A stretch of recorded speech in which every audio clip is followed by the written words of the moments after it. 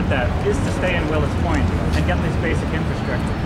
Would you rather see these infrastructure elements be put in place, or would you rather see a responsible development on like the city's vision is outlining, if we're done the correct way? I don't think that there's a conflict there. I think that what we can do clearly is provide the infrastructure and do some development. The folks that you see standing here today have always wanted to be part of any new redevelopment because they would like to have a road and a sidewalk, they'd like to have a sewer system, and they'd like to have basic essential services.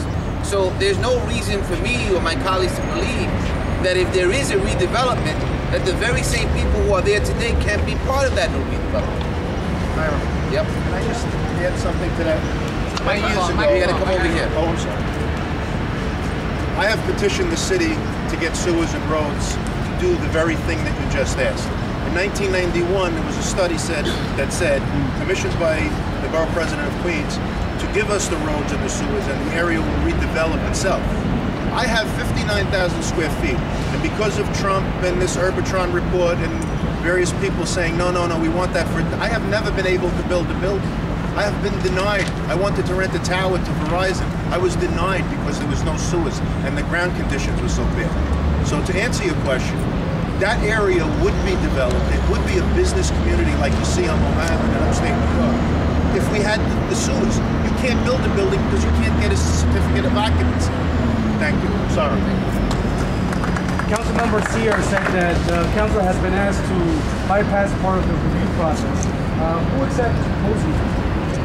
Well, the reality is that the EDC in this case puts forth the plan they certified that begins the ULERP clock, which means the community board, the borough board, and then eventually we vote on it.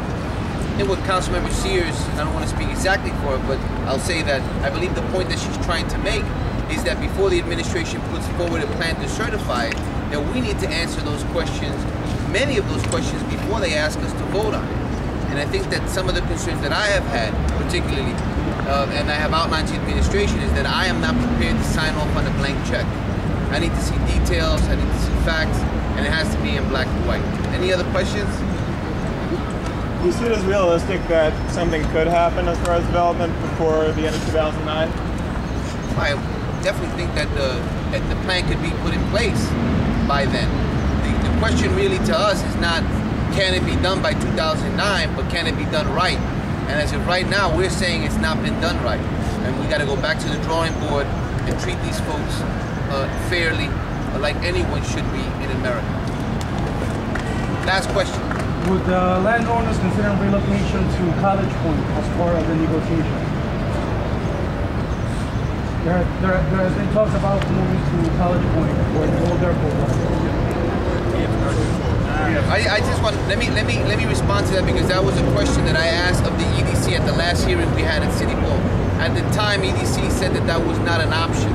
So if the administration is saying it's not an option, I don't think we should be asking the visitors. The city's already said that they're not going to put College Point on the table as a place for them. I think Councilmember Comrie was very correct in pointing out that where are you going to put these folks?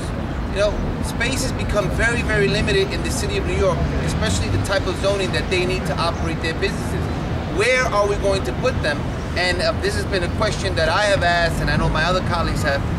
If you want to do this project, let's say, for instance, we are in agreement with all the other points, where do they wind up going? I mean, you can't just cast them off into oblivion because we want to do a $4 billion project. Thank you very much. Thank you. Thank you.